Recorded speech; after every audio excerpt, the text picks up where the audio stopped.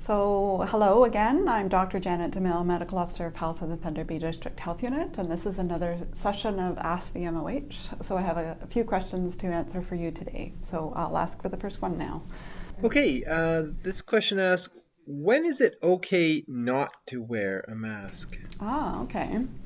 So the recommendations around masks are, of course, to wear a mask when you are going to be doing something, you're going somewhere where you can't necessarily maintain that 2 meter distance from somebody. So wear a mask that can that can protect other people. If you happen to have COVID, including if it had no symptoms, it also, if somebody else is wearing a mask, then that would protect you, right? So it's good if we can wear masks when we're in places where we can't maintain that 2 meter distance from one another, or where there's no barriers in place, right? Because barriers can also help protect us.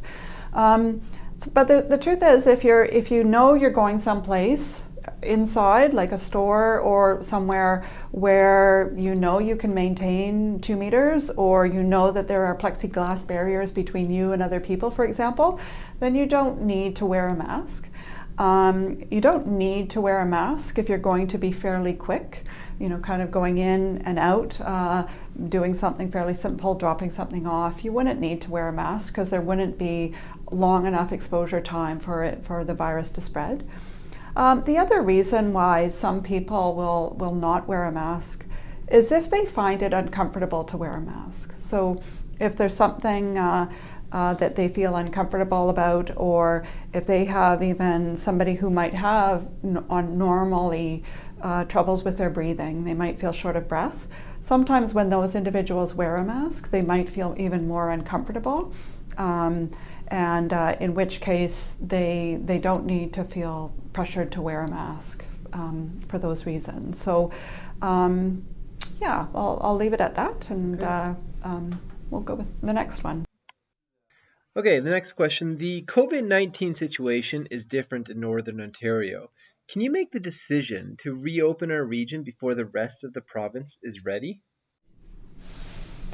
So first, I'll acknowledge the first part about Northern Ontario, and just to say once again how well we've done here in Thunder Bay District Health Unit, and even across Northern Ontario, and in really being able to manage this virus and reduce the community spread. So good on you, because we all participated in that.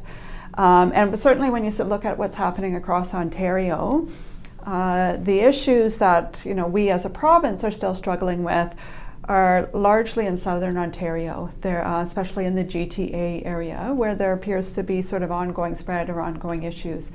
But up in northern Ontario, we are doing well, and it looks very good for us. The short answer to the last part of that question about whether I, myself as Medical Officer of Health, can reopen earlier is I can't. I can't make the decision to kind of open up businesses that are currently closed, for example. And that has to do with the fact that these are all falling under the provincial emergency declaration and the emergency orders that are currently in place until June 30th. So they've been extended to that. So that applies all across the province, including us. And they can only be removed at the provincial level. And I know that there are discussions happening about how to inform the overall reopening of Ontario. And as we've seen in the last few weeks, there has been the lifting of some of those prohibitions and some of those orders, and we may see more of that. I can't remove those orders.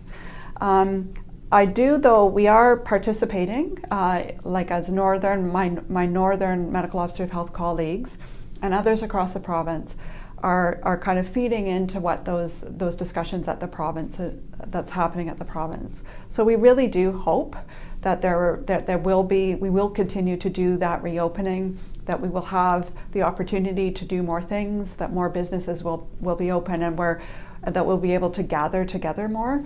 But at the present time, we have to wait till the province makes those decisions. Okay, the last question for this week, I'll be interested to hear what you have to say. Has the first wave ended? Has the first wave ended?